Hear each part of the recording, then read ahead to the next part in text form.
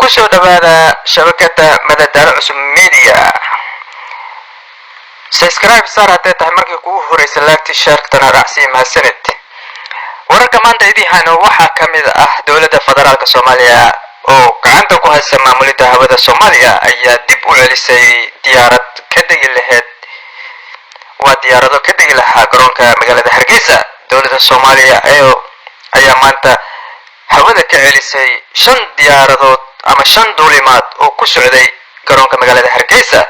duulimaadyada dowladda Soomaaliya ka celisay garoonka magaalada Hargeysa ayaa kala ah diyaaradda Fly Dubai oo 1 duulimaad laga celiyay iyo diyaaradda Ethiopian Airlines oo 2 duulimaad laga celiyay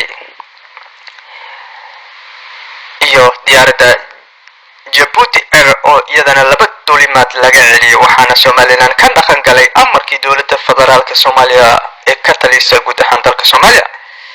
dhinaca kale amarka Somaliland ka soo baxay ee ahaa in ay amarka ka soo baxay dowladda Soomaaliya ee ahaa inay hakisay duulimaadadii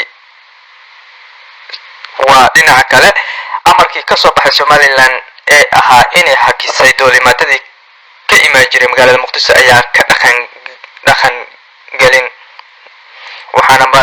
waxaana garoonka magaalada Hargeysa ka soo degay diyaarad ka soo duushay magaalada Muqdisho. diyaarad African ayaana ka soo degtay garoonka diyaaradaha magaalada Hargeysa iyadoo ka soo kacintay ama ka soo duushay garoonka magaalada Muqdisho. waana diyaaradda kaliya ay maanta ka soo degtay madaarka ama garoonka magaalada Hargeysa. arrintan ayaa ka dhigan in amarka dowladda federaalka Soomaaliya ay xayiraado ku saartay duulimaadadii caalamiga ah oo ka hirgalay guud ahaan dalka Soomaaliya, halka amarkii dowladda la magacbaxday Somaliland oo lagu xayiray duulimaadadii Muqdisho uu noqday mid hal bacaad lagu lisay, taasoo muujinaysa in maamulidda hawada Soomaaliya uu gacanta ku haysa dowladda federaalka Soomaaliya, taasoo ah awoodda kaliya ee ka talisa waddanka Soomaaliya. wixii warar ah oo ku soo kordhay arrintan aadka u cakiran kala soco madadaalo cusub. subscribe nasaar waa mahadsantiin.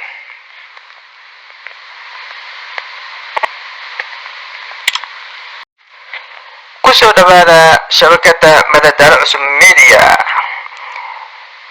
subscribe saar haddii tahay markii kugu horeysa laagti shartana raacsi mahadsanid.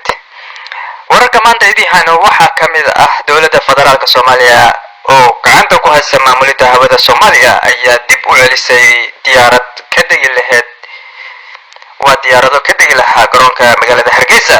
dowladda Soomaaliya ayaa maanta hawada ka celisay 5 diyaaradood ama 5 duulimaad oo ku socday garoonka magaalada Hargeysa. duulimaadyada dowladda Soomaaliya ka celisay garoonka magaalada Hargeysa ayaa kala ah diyaaradda Fly Dubai oo 1 duulimaad laga celiyay iyo diyaaradda Ethiopian Airlines oo 2 duulimaad laga celiyay iyo diyaaradda Djibouti Air oo iyadana 2 duulimaad laga celiyay. waxaana Somaliland ka dhaqan galay amarkii dowladda federaalka Soomaaliya ee ka talisay guud ahaan dalka Soomaaliya. dhinaca kale amarka Somaliland ka soo baxay ee ahaa in ay amarka ka soo baxay dowladda Soomaaliya ee ahaa inay hakisay duulimaadadii dhinaca kale amarkii ka soo baxay Somaliland ee ahaa inay hakisay duulimaadadii ka imaan jiray magaalada Muqdisho ayaa ka dhaqan galin.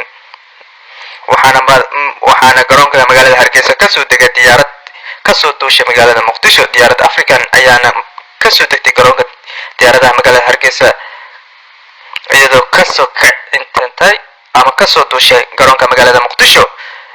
waana diyaaradda kaliya ay maanta ka soo degtay madaarka ama garoonka magaalada Hargeysa. arrintan ayaa ka dhigan in amarka dowladda federaalka Soomaaliya ay xayiraado ku saartay duulimaadadii caalamiga ah oo ka hirgalay guud ahaan dalka Soomaaliya, halka amarkii dowladda la magacbaxday Somaliland oo lagu xayiray duulimaadadii Muqdisho uu noqday mid hal bacaad lagu lisay,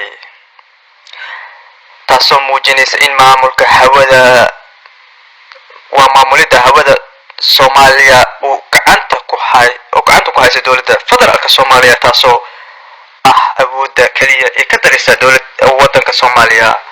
wixii warar ah ku soo kordhay arrintan aad ku cakiran kala soco madadaalo cusub. subscribe nasaar waa mahadsantiin.